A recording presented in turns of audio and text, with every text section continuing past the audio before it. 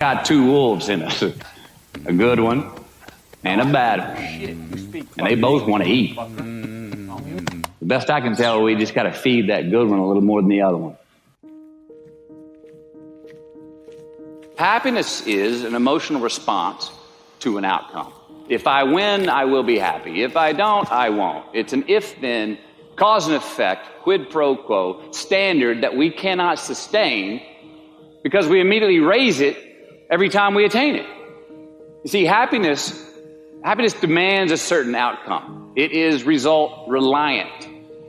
And I say, if happiness is what you're after, then you're going to be let down frequently, and you're going to be unhappy much of your time. Joy, though, joy is a different thing. It's something else. Joy is not a choice. It's not a response to some result. It's a constant. Joy is the feeling that we have from doing what we are fashioned to do, no matter the outcome. Now, personally, as an actor, I started enjoying my work and literally being more happy when I stopped trying to make the daily labor a means to a certain end. For example, I need this film to be a box office success. I need my performance to be acknowledged. I need the respect of my peers. All those are reasonable aspirations, but the truth is, as soon as the work, the daily making of the movie, the doing of the deed became the reward in itself for me, I got more box office, more accolades and respect than I ever had before. See, joy is always in process. It's under construction. It is in constant approach, alive and well in the doing of what we're fashioned to do and enjoying it. Now, the easiest way to dissect success is through gratitude. Giving thanks for that which we do have, for what is working. Appreciating the simple things we sometimes take for granted. We give thanks for these things, and that gratitude reciprocates, creating more to be thankful for. It's really simple, and it works.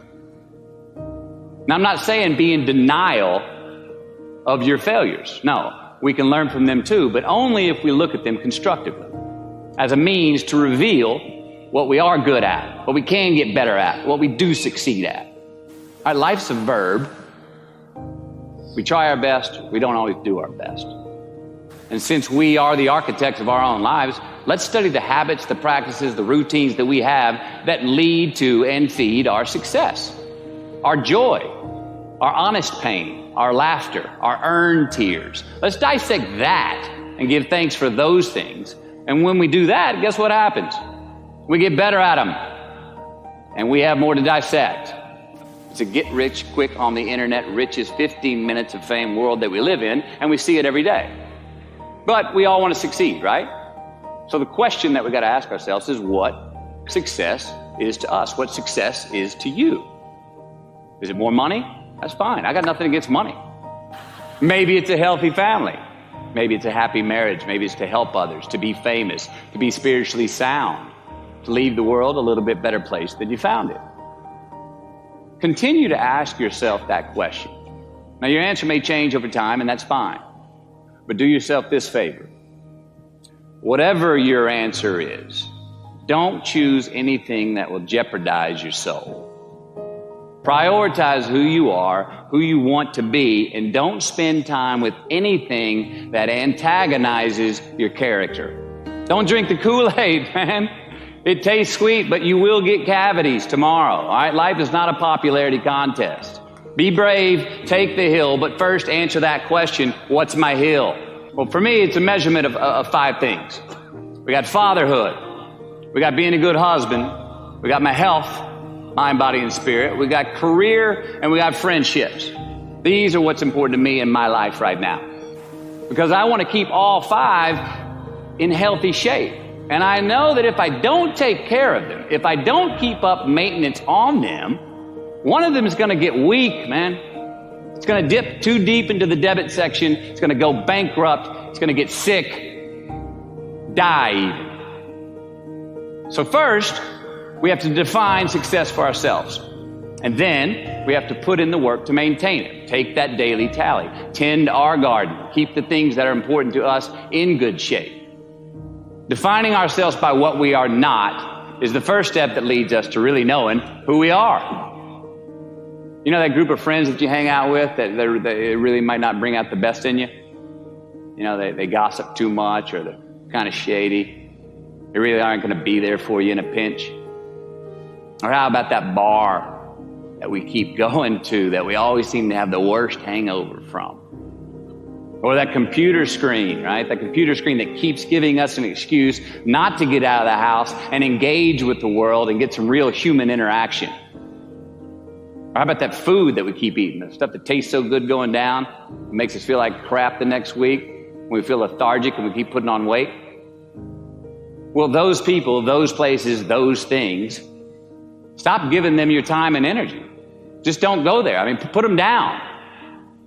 And when you do this, when you do put them down, when you quit going there, and you quit giving them your time, you inadvertently find yourself spending more time and in more places that are healthy for you, that bring you more joy. Why? Because you just eliminated the who's, the where's, the what's, and the when's that were keeping you from your identity. Like, trust me, too many options, I promise you this, too many options will make a tyrant of us all. All right, so get rid of the excess, the wasted time. Decrease your options. If you do this, you will have accidentally, almost innocently, put in front of you what is important to you by process of elimination. Knowing who we are is hard. It's hard. So give yourself a break. Eliminate who you are not first, and you're going to find yourself where you need to be. Make voluntary obligations.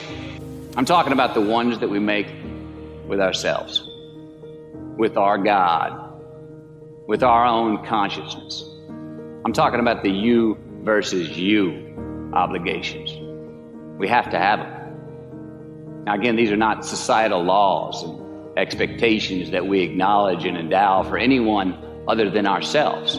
These are faith-based obligations that we make on our own. These are not the lowered insurance rates for a good driving record. You will not be fined or put in jail if you do not gratify these obligations I speak of. No one else governs these but you. They are your secrets with yourself, your own private counsel, personal protocols. And while nobody throws you a party when you abide by them, no one's going to arrest you when you break them either, except yourself. An honest man's pillow is his peace of mind. And when you lay down on that pillow at night, no matter who's in your bed, we all sleep alone. These are your personal Jiminy Crickets, and there are not enough cops in the entire world to police them. It's on you. It's on you. We do our best when our destinations are beyond the measurement, when our reach continually exceeds our grasp, and when we have immortal finish lines. And when we do this, the race is never over. The journey has no port. The adventure never ends because we are always on the way. So do this, and let somebody else come up and tap you on the shoulder and say, hey, you scored. Let them run up and tap you on the shoulder and say, man, you won. Let them come tell you, you can go home now. Let them say, I love you too. Let them say, thank you. Take the lid off the man-made roofs that we put above ourselves and always play like an underdog.